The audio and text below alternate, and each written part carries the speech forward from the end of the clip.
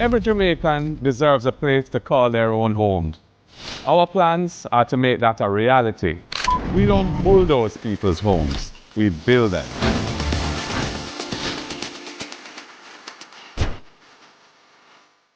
We're going to restore the special low interest rates for public sector workers.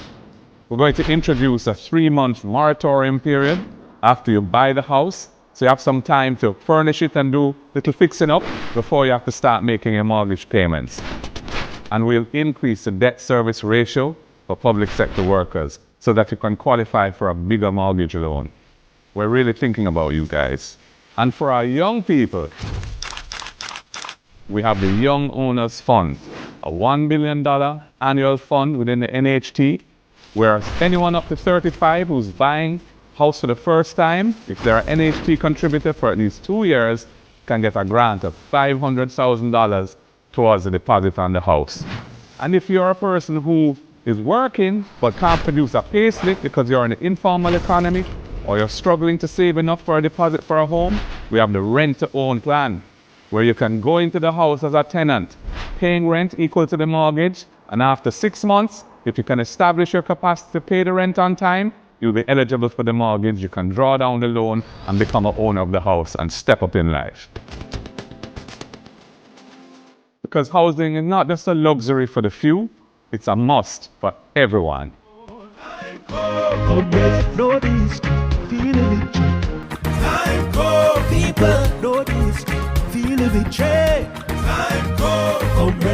They had reported, and on the way back was when the confrontation took place. We have had numerous people come to us with bits of the story. It was Saturday afternoon in Arcadia.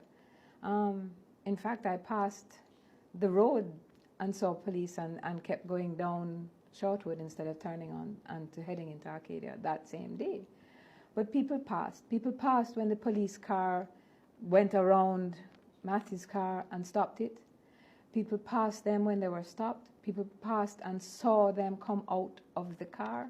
We have had people who coming to us with stories of seeing Matthew out the car with the car papers in his hand, talking to the police.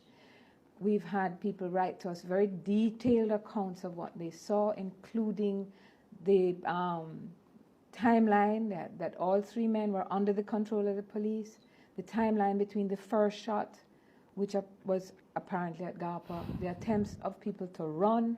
Ratty, we believe, ran into somebody's yard by the mango tree, was shot down by the police, and then of Matthew being inside the car, trembling with his hands covering his ears, and being the last one killed. We have all of these stories brought to us by various people and confirmed by various people. What we don't have is anybody willing to make these statements to Indicom. And it's a real challenge, because we have got to have it. I can know it, I can't testify to it, I didn't see it. The people who saw it, even the little bits of the police stopping the car, they passed, when the police stopped the car, they passed and saw young men standing on this. Even those bits are going to be critical information for telling the story. And the more people that come forward is the more safe that every single individual one of them will be. And we feel it really is important. We really would encourage people. We believe that Indicom is in a position to keep this information confidential and to provide as much support for these witnesses as possible. But we really have got to get that story into the court, not into the public, into the court. But we believe strongly that this is another one of the instances where the police abused their power and fired and killed extrajudicially. You're watching Impact, looking at the story of Matthew Lee, Garpa and Ratty, killed on the afternoon of Saturday, January 12 in Arcadia. Stay with us.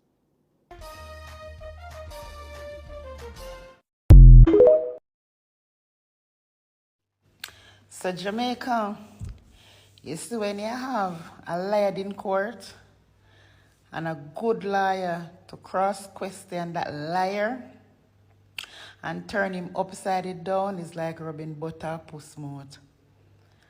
Under intense cross-questioning by the defense lawyer of the 6th police officer,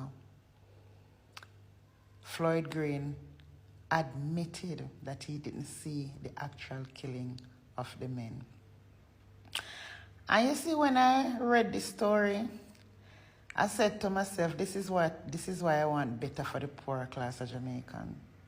So when push come to shore, they can get and afford good lawyers to grill these liars who like to text and tell lie on poor people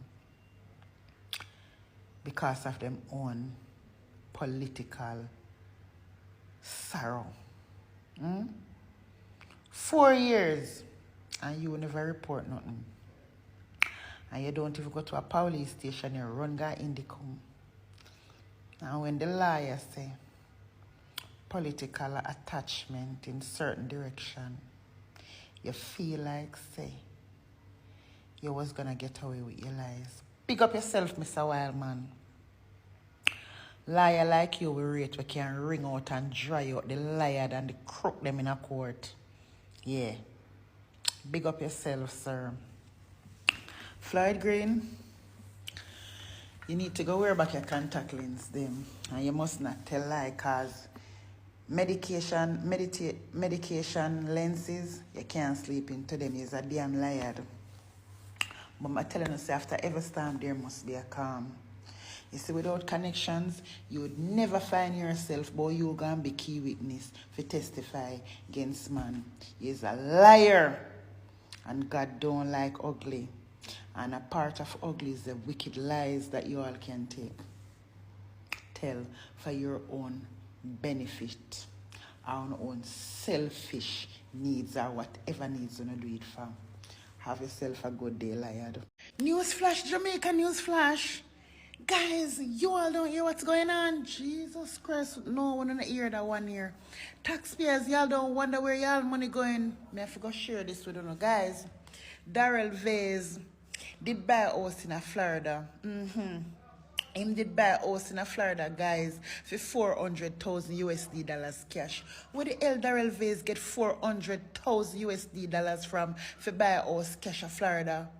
Jesus Christ. And guys, this after them take him visa. So 3 more back access to the country, him go buy house in Florida, guys. And when things don't work out, guys, 5 days after the house was purchased, guys, it was sold and transferred into a foundation called Douglas Foundation Trust. That is Darrell Vase's father. Don't tell nobody, say me telling you. Jesus Christ, I hear me here.